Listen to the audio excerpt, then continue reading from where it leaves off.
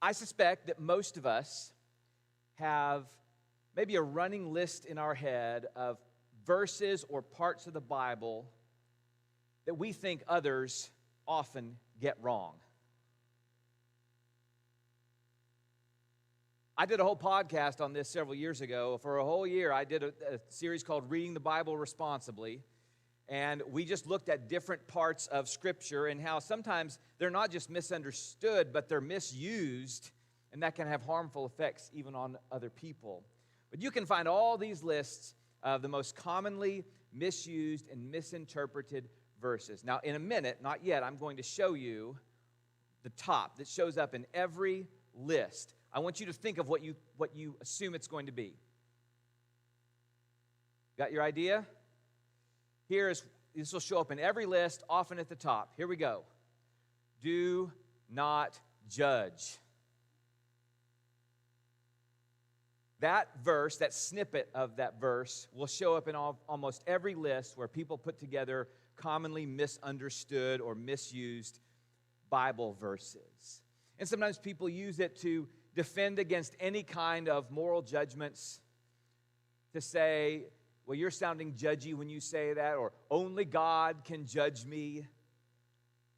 And so that verse gets misunderstood. We're cautious to make any kind of value judgments because somebody might say don't judge. And so as we look at Luke chapter 6 this morning in our Deep Discipleship series, I want to talk about what it means for disciples to read this passage and apply it correctly without misusing it, because there are ways it can get misused, but there are some ways we might use it. And what we'll find out is maybe the object of our judgment is a little different than we sometimes think. So first, we just need to look at the whole verse in context. Now, Jesus is teaching.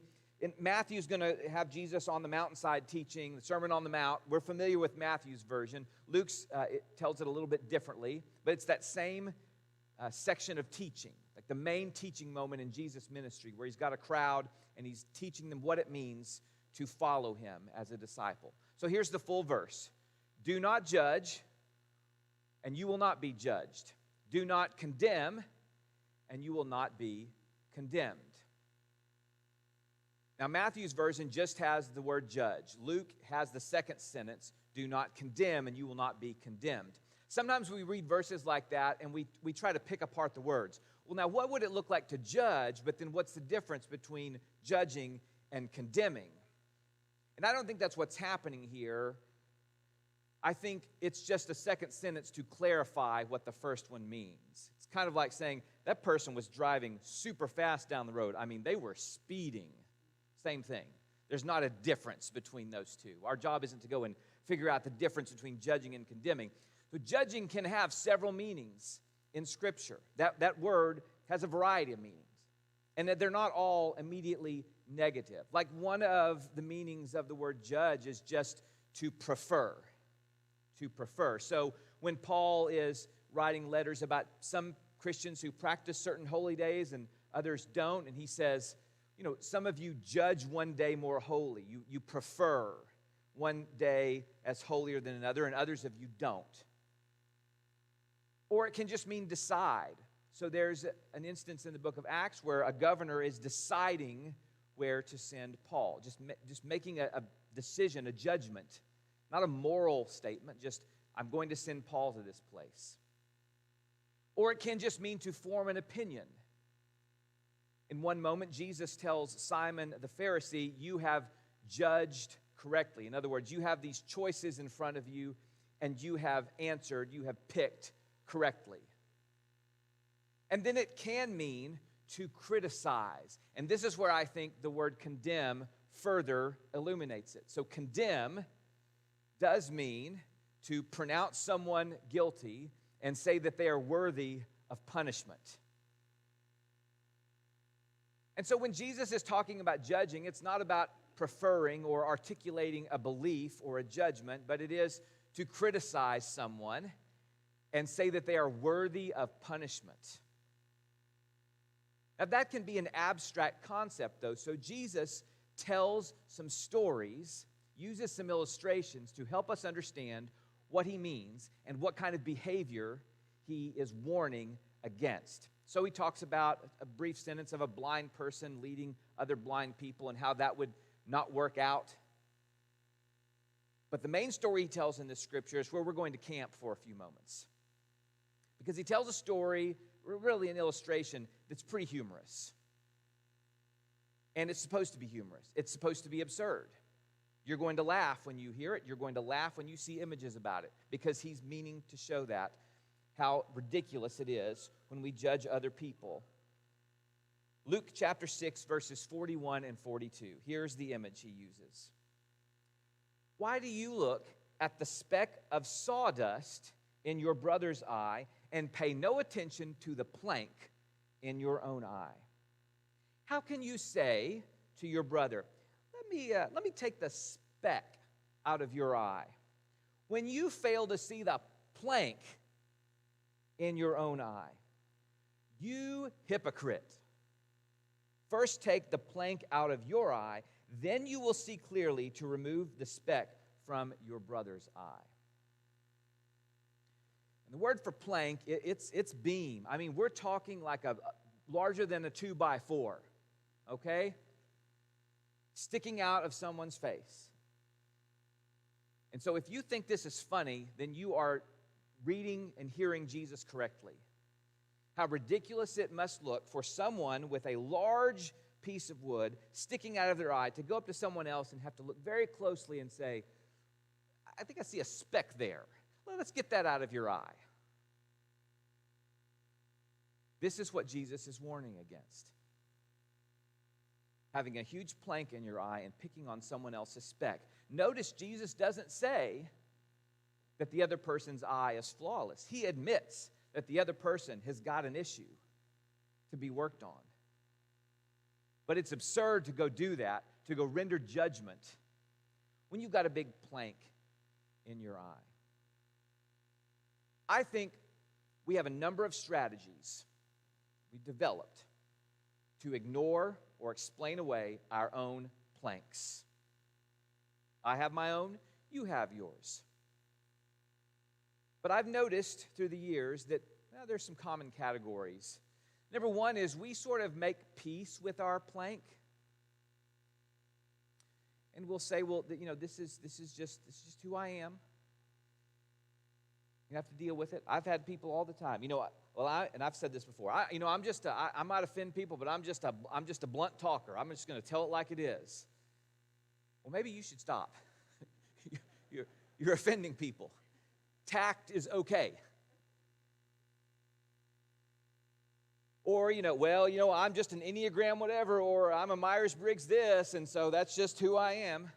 Well, I know, but you're kind of a jerk when you do that.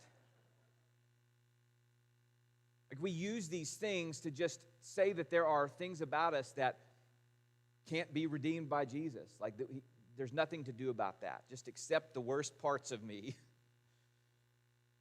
So we sort of make peace with them, or we do the what about thing. Well, yeah, I've got this, but what about that other person? Haven't you seen their plank? It's a lot worse than mine. Where was your outrage when their plank was in the room, huh? I didn't see you tweeting about them when they showed up. How come you're coming after me? So we do the what about thing and just point to someone else, or we do the projection thing,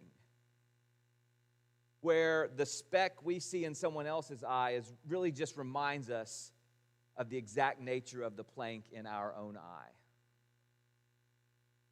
And I've come to believe that for a lot of us, every accusation is really a confession. So that's a strategy we develop. Just say someone else has the plank that I do, and then we'll turn the focus on them and see if people notice. I think we've developed many strategies. You have your own. But we have come to believe that our planks don't exist and that our whole job is to point out other people's specks. And I think we will get the strongest telescope and look for someone else's speck. We will adjust the settings. We will dial it in to the highest magnification level, and we will use a telescope on someone else's speck because we don't want to look in the mirror at our issues. We'd much rather go to the telescope than we would go to the mirror. I see this happening in a number of ways. You probably do too. I have my own hypocrisies. I think we share some hypocrisies as a culture. I'll go to the telescope and dial it in and get mad at that store clerk because they said Happy Holidays instead of Merry Christmas.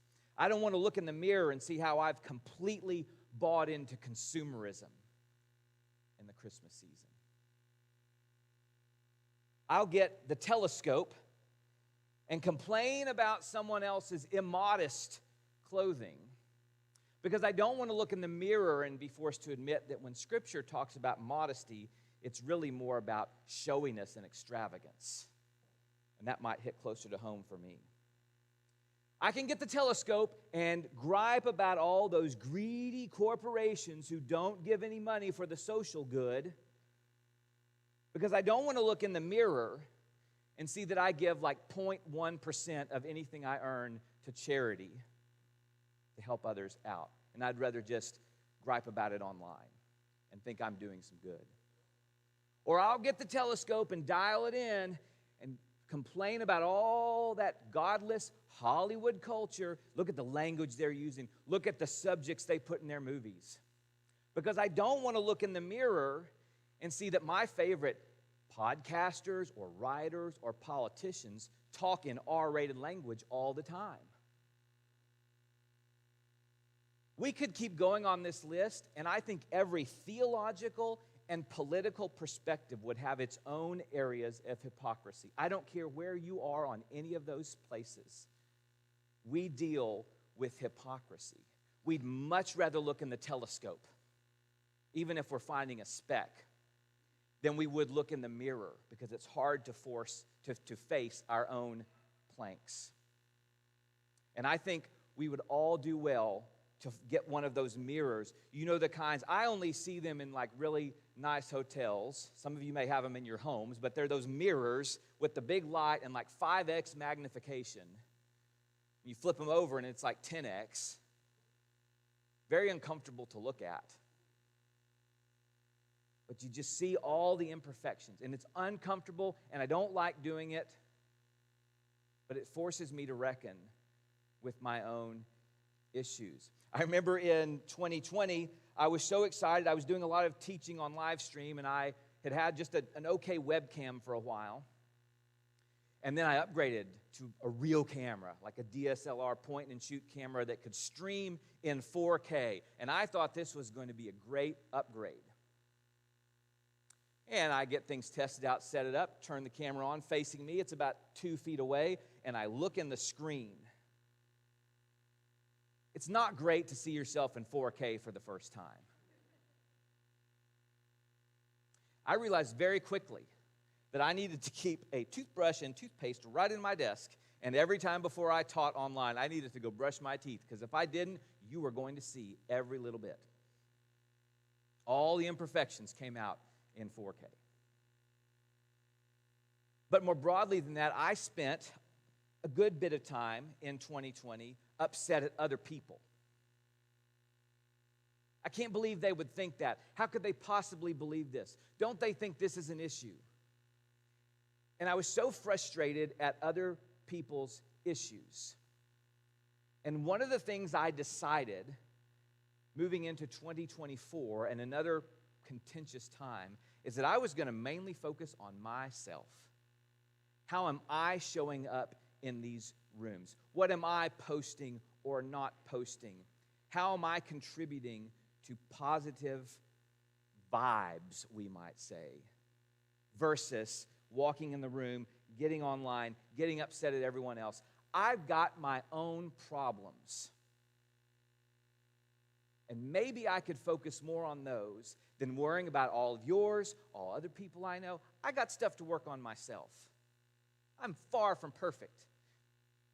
And so I just decided in another contentious year, I've got a few things I can control and a lot that I can't, and I'm going to focus on controlling the things I can control, namely my own self. And if I can do that, that would be a great win for me. I think all this talk about self-reflection, it's self-awareness, self-reflection. This isn't about self-condemnation. This isn't about turning the telescope on us and finding every flaw in myself and being just as hard on me as it is being hard on other people. It's just a call to start with ourselves before we turn attention to other people. Self-awareness is the first step in this text of following Jesus. The issue is not flaws. Flaws are not the problem. Blindness to flaws is the problem. All of us have some kind of speck, some kind of plank. The issue Jesus is talking about here is going around acting like we don't. And acting superior to others because we think they're the only ones with issues and we're not. By the way, if you're not sure what your flaws are, I guarantee you the people who spend the most time with you could help you start a list. But I've wondered, what would it look like? Not even to start big on some global scale. What would it look like to own my flaws, even, let's say, in my marriage? What would it look like, instead of critiquing my spouse all the time and making lists of their problems, what if I got clear on mine? In my family, instead of worried about, when I go to family gatherings, other people's issues. Yeah, they're always going to have issues. What if I thought about my own and what I brought into the room? What if in my workplace or with my friends, I focused on my own issues that I can work on versus going in and immediately knowing what everyone else needs to fix? What would it look like in those small spheres of my life to focus on myself first instead of others? We've been talking about how discipleship means sacrifice, and I think in this text what Jesus is saying is that disciples sacrifice their superiority for self-awareness. That we don't get to walk around with this smug attitude that we got nothing in our eye and act accordingly with others. We don't get to do that. What we do instead is demonstrate self-awareness. It's not about saying your eye has to be speck-free before you ever issue any kind of moral judgment. It's about saying when you talk about morality, when you talk about ethics, do so with a humble stance, knowing you've got your own issues. And so the call in Luke 6 is not about avoiding accountability. It's just about beginning that accountability with ourselves. It's about knowing that judgment without self-reflection is hypocrisy. And discipleship that is grounded in humility, that's what will lead to transformation, personally and communally. We started with negative things. Don't judge, don't condemn. Do you know how Jesus ends that unit? He gives the opposite. Don't judge, don't condemn, but forgive, and you will be forgiven. Give, and it will be given to you. The choice is clear and stark in this text. You can be a person who judges harshly, always running to the telescope to point out the problems of others, but it's going to come back at you. Or you can be a person who forgives, knowing that you've seen plenty of things in the mirror for which you need to be forgiven. That's